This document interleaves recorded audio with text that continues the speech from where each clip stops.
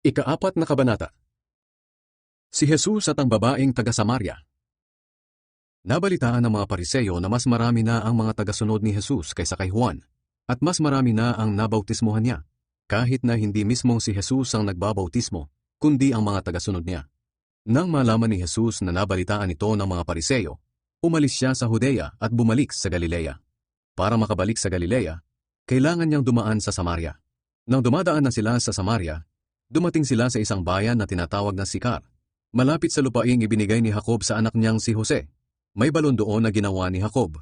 Dahil tanghaling tapat na noon at pagod na si Jesus sa paglalakbay, umupo siya sa tabi ng balon para magpahinga. Tumuloy naman ang mga tagasunod niya sa bayan upang bumili ng pagkain. Habang nakaupo si Jesus, dumating ang isang babaeng taga-Samaria para umigib. Sinabi ni Jesus sa kanya, "Pwede bang makiinom?" Sumagot ang babae, "Kayo po ay isang Hudyo, at ako ay Samaritano, at babae pa. Bakit po kayo makikiinom sa akin?"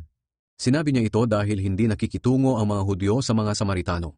Sinabi ni Jesus sa babae, "Kung alam mo lang ang ipinagkakaloob ng Diyos, at kung sino ang nakikiinom sa iyo, baka ikaw pa ang manghingi sa akin para bigyan kita ng tubig na nagbibigay buhay."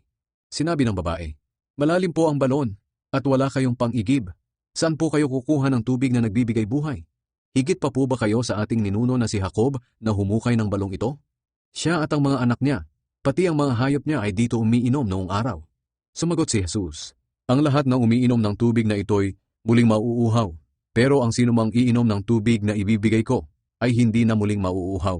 Dahil ang tubig na ibibigay ko ay magiging tulad ng isang bukal sa loob niya na magbibigay ng buhay na walang hanggan." Sinabi ng babae, "Bigyan niyo po ako ng tubig na sinasabi niyo, upang hindi na ako muling mauhaw at hindi ko na kailangan pang pumarito para umigib."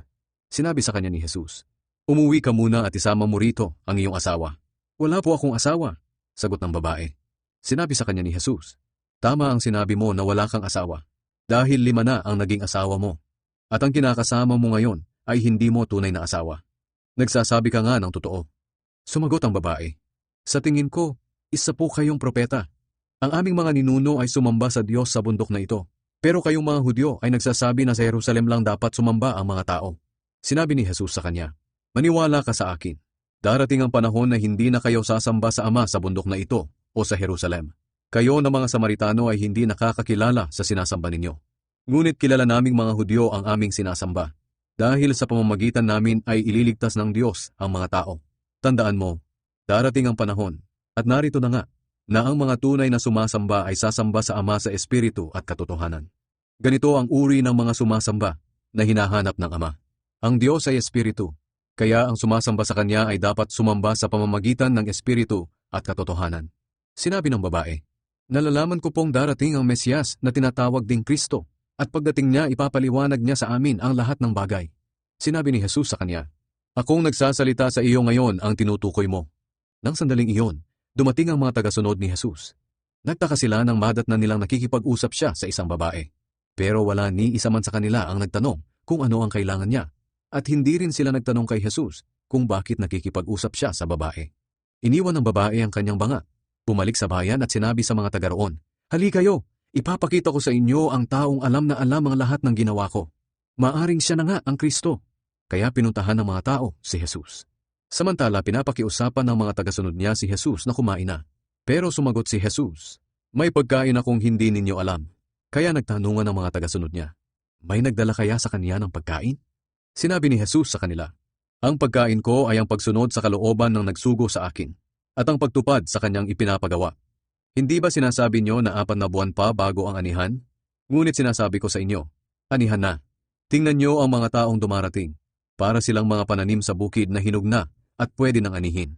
Kayong mga tagapag-ani ay tatanggap ng gantimpala mula sa Diyos, at ang mga taong inaani ninyo ay bibigyan niya ng buhay na walang hanggan.